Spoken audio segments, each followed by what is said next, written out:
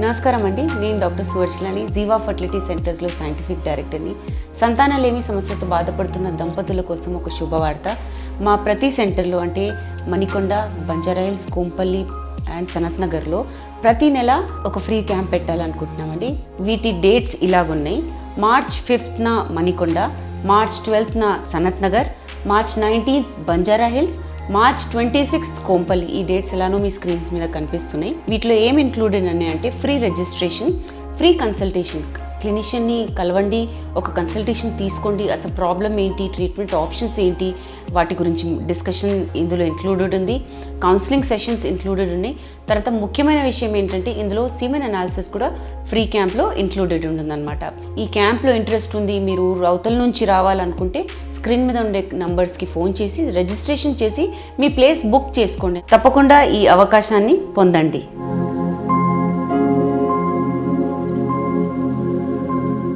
నమస్కారం అండి, నా పేరు డాక్టర్ సువర్చల, జీవా ఫర్టిలిటీ సెంటర్స్లో సైంటిఫిక్ డైరెక్టర్ని. ఎంబ్రియో ఫ్రీజింగ్ అంటే ఏంటి, అసలు ఈ పిండాలు ఫ్రీజ్ చేయడం ఏంటి, అసలు ఎలా ఫ్రీజ్ చేస్తారు, వీటిని ఎలా పెడతారు, ఎన్ని రోజులు పెట్టచ్చు, ఎందుకు చేస్తారు అనేది చాలా ముఖ్యమైన ఇన్ఫర్మేషన్. మీరు ఐవీఎఫ్కి రాబోతున్నారు, భయపడుతున్నారు అంటే ఈ ఇన్ఫర్మేషన్ మీ దగ్గర ఉండాల్సిన అవసరం ఉందన్నమాట.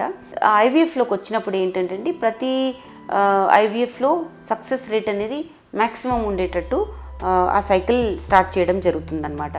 న్యాచురల్గా ట్రై చేసినప్పుడు, న్యాచురల్గా మనకి పీరియడ్ వస్తున్నప్పుడు ఒకటే అండం విడుదలవుతుంది.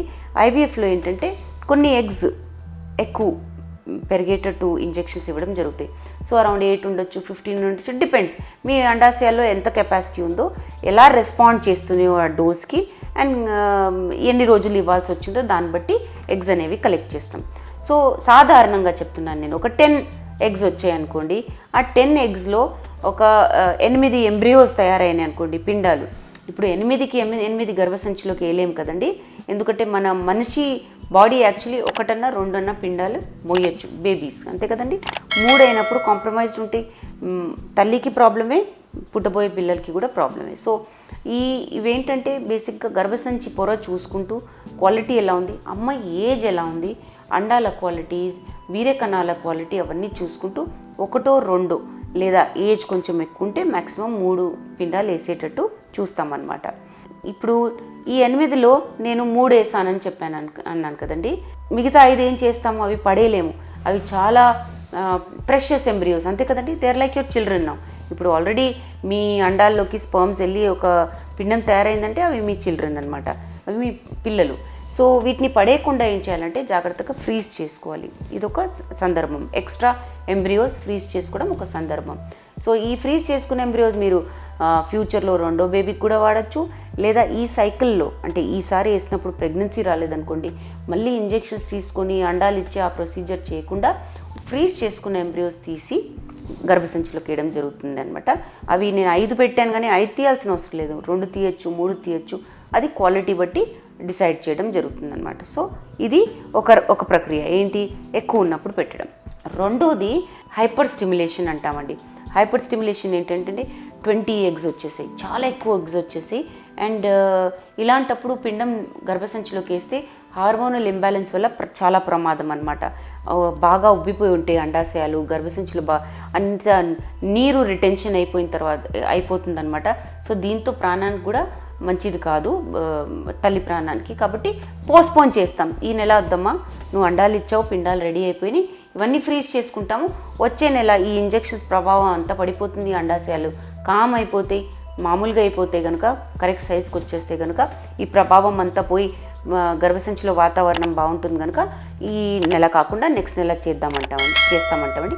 దాన్ని ఆల్ ఫ్రీజ్ అంటాం. సో అవన్నీ ఫ్రీజ్ చేయడం జరుగుతాయి అన్నమాట. ఇదొక సందర్భం.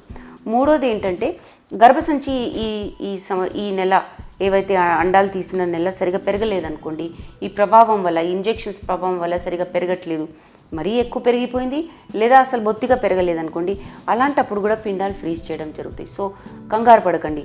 బేసిక్గా ఏంటంటే ఈ ఎంబ్రియోస్ చాలా ప్రెషియస్, ఇవి ఎన్ని రోజులన్నా పెట్టుకోవచ్చు. గర్భసంచి బాగున్నప్పుడే తీసేయడంలో అర్థం ఉంది, సక్సెస్ రేట్ బాగుంటుందన్నమాట. ఇదొక సందర్భం. నాలుగోది అండ్ మోస్ట్ ఇంపార్టెంట్ ఏంటంటే క్యాన్సర్ పేషెంట్స్కి. సో ఒక కపుల్ వచ్చారు, వైఫ్కి క్యాన్సర్ ఉండి లేదా హస్బెండ్కి క్యాన్సర్ ఉండి వాళ్ళు కీమోథెరపీకి వెళ్ళిపోతున్నారు, వెంటనే ట్రీట్మెంట్ అయిన తర్వాత వాళ్ళు వచ్చి ప్రెగ్నెన్సీ ప్లాన్ చేస్తున్నారు అనుకోండి, అలాంటప్పుడు అండాలు తీసుకొని పిండం రెడీ చేసి ఫ్రీజ్ చేసి పెట్టేస్తాం. అది ఎవరికైనా కావచ్చు, దంపతులు, మగవాళ్ళకి, ఆడవాళ్ళకి. బట్ అది ఫ్రీజ్ చేసుకొని పెట్టుకుంటే కీమో రేడియేషన్ తర్వాత వాళ్ళు వచ్చి ఇది గర్భసంచిలోకి వేసుకోవడం కూడా జరుగుతుందన్నమాట. సో ఈ ఎంబ్రియో ఫ్రీజింగ్తో నష్టమేం లేదు, ఎంబ్రియో క్వాలిటీకి ఏమవుదు. ఇప్పుడు ఎంత టెక్నాలజీ ఇంప్రూవ్ అయిందంటే ఎలా పెడతామో ఆ స్టేజ్లోనే ఎంబ్రియోస్ మళ్ళీ బయట తీసుకోగలుగుతున్నాము. సక్సెస్ రేట్ చాలా సెంటర్స్లో ఫ్రోజన్ ఎంబ్రియో ట్రాన్స్ఫర్ అంటే ఫ్రీజ్ చేసిన పిండాలని గర్భసంచిలోకి వేస్తే చాలా ఎక్కువ ఉంటుంది. కొందరు ఫ్రెష్ చేస్తారు, కొందరు ఫ్రోజన్ చేస్తారు. ఫ్రెష్ చేసినప్పుడు సక్సెస్ తక్కువ ఉంటుంది అనుకుంటారు, ఎందుకంటే హార్మోన్ ఎఫెక్ట్ ఉంటుంది బాడీ మీద అనేసి చాలామంది ఫ్రోజన్ కూడా చేస్తారు. సో వివిధ రకాల స్కూల్స్ ఆఫ్ థాట్ ఉన్నాయి, అంటే వివిధ రకాల నమ్మకాలు ఉన్నాయన్నమాట. ఎక్కువ ఉన్నప్పుడు ఒక 2 వేసుకుంటే పర్వాలేదు, మిగతా ఫ్రీజ్ చేసుకోవచ్చు. సక్సెస్ అవ్వకపోతే అప్పుడు నెక్స్ట్ సైకిల్లో ఫ్రోజన్ ఎంబ్రియో కూడా ట్రాన్స్ఫర్ చేయొచ్చు. మీకు కనుక ఫ్రోజన్ ఎంబ్రియోస్ ఉన్నాయి, మీరు దీని గురించి ఇంకా కనుక్కోవాలనుకుంటున్నారు, మీరు ఐవీఎఫ్కి వెళ్ళాలనుకుంటున్నారు, కానీ ఈ ఫ్రీజింగ్ గురించి మీకు ఇంకా వివరాలు కావాలనుకుంటే తప్పకుండా జీవా ఫర్టిలిటీ సెంటర్కి రండి. దీని గురించి మీకు ఇంకా కౌన్సిలింగ్ చేసి ఇన్ఫర్మేషన్ ఇస్తాము. Thank you.